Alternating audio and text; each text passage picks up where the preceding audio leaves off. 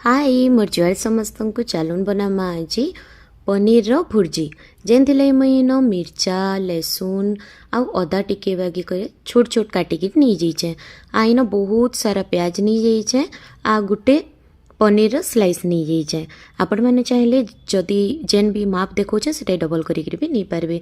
इन टमाटर के भी छोट छोट काटी देइछे। इन कढ़ई रे मी सरसों तेल टिके पकई देली। इटा एंदा कोरी गिरी नहीं जाइछे हमर पनीर के भल से कुरबे जनता माने टिके पतला पतला थिले बेसी भल लागसी खाइबार लगी। इन मी सरसों तेल टिके गरम हो गला परे जेन लहसुन के छोट छोट काटिकी नहीं थी अदा के ग्रेट करके नहीं थी एटा के पकई देली।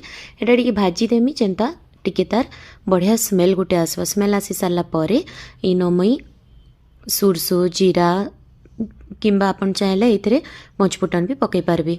इन मुई बाकी जेन प्याज मांकु रखी थी मिर्चा के रखी थी सेटा के पकई देली। इन पकईकि एटा के भल से टिके लाल करिक भाजबार अच्छे। ये सिझाबार नेनो ये टिके माने फुल फ्लेम रे करवार अच्छे। तार परे इन मी टमाटर गुटे नहीं गली जेन काटिके रखी थी। तार परे इन हल्दी गुण टिके बागी मिर्चा गुण टिके बा कलर भी है और जला मिर्चा भी है। नून स्वाद अनुसार नहीं गली। आईटा हूँ धनिया मसला इटा हूँ आमचूर मसला टिके टिके खटा खटा बढ़िया लगवा कहीकि टिके हल्का हेन्ता टेस्ट आसवा बोली दीजे। आजर रेसिपी में अदा लहसुन पेस्ट रो बिल्कुल भी इस्तेमाल नहीं करी। इन ये टिके बे डाबी देली 2 मिनट बागी जनता मसला सबके टिके बागी मॉइस्चर आसीज।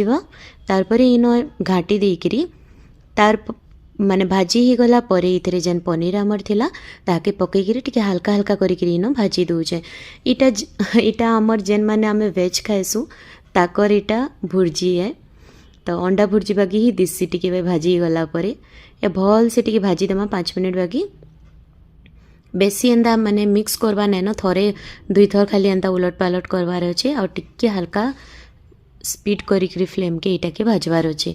देख इन इटा छेन टिके भाजी ही गलान टिके दाबी देती मिनटे बागी। तार पर इन धनिया पत्तर टिके नहीं जाइए इटा के छोट छोट काटिकी तार ऊपर पकईदेमी। इन पकई देला परे रेडी ही गलान मोर भुर्जी। आजर मोरी सिंपल रेसिपीटा आपण मन को जदि भल लगी तो please like Gute uh comment गुटे करदेवे। इटा ना खाइबार लगी जिते टेस्टी लगसी हेते इजी है बनाबार लगी 5 मिनट लगसी 5 ରୁ 10 मिनट लगसी बेसी नहीं लगे। इटा माने रुटी संगे भी खाई पारबो इटा चाहे भात संगे भी खाई पारबो। मते तो इटा स्पेशली भात संगे ही भल लगुतला।